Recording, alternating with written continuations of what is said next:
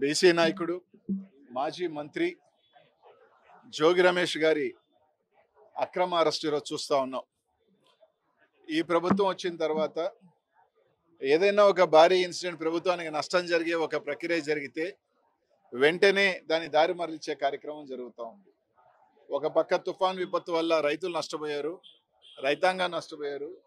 ఇవన్నీ తర్వాత కాశీబుగ్గ ఇన్సిడెంట్, నిన్న 10 మంది చనిపోతే దాన్ని రూపుమార్చేదానికి ఈరోజు జోగి రమేష్ అన్నన్ గారిని అరెస్ట్ చేశారు. అసలు ఈ కేసుకి సంబంధించి నిందితులు ఎవరు? మీ పార్టీకి సంబంధించిన పోటీ చేసిన వ్యక్తులు. కనీసం వాళ్ళని అరెస్ట్ చేశారా ఈ రోజు దాకా? లేదు. వాళ్ళని ఎవరిని ఈ రోజు దాకా అరెస్ట్ చేయాల.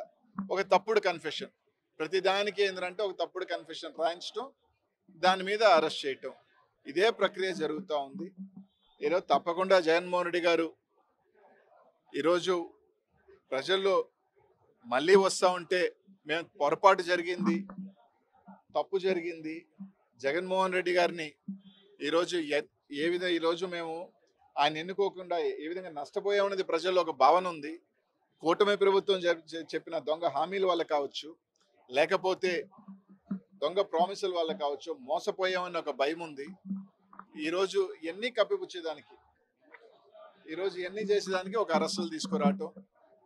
ఈరోజు ఆయన జోగి రమేష్ గారు చెప్తున్నారు, మీరు సిబిఐ అయ్యండి, నా ప్రమేయం ఉంటే అరెస్ట్ చేయండి అని చెప్తున్నాడు. నిజంగా మీకు చిత్తశుద్ధి ఉంటే తప్పకుండా సిబిఐకి ఇవ్వండి.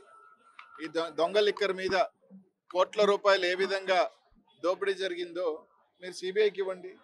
సిబిఐకి ఇచ్చి ఖచ్చితంగా నిజ నిజాలు వస్తాయి. అలా కాకుండా ఈరోజు కాశీబుగ్గలో జరిగిన ఇన్సిడెంట్, 90 సంవత్సరాల ఒక వ్యక్తిని తీసుకొచ్చి ఆయన మీద కేసు కట్టడం జరిగింది.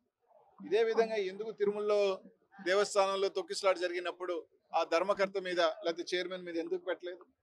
సింహాచలంలో జరిగినప్పుడు మాత్రం అక్కడ ఎందుకు పెట్టలేదు? అంటే మీకు పెద్దోళ్ళకి ఒక న్యాయం, సామాన్యుడికి ఒక న్యాయం.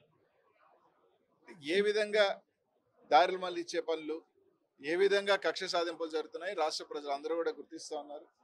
ఖచ్చితంగా మీరు ఎంత ఈ విధంగా పోతే తప్పకుండా వైఎస్ఆర్సీపీ శ్రేణుల కార్యకర్తలు, ప్రజలు అందరూ కూడా ఒకటే సమయం వస్తుంది.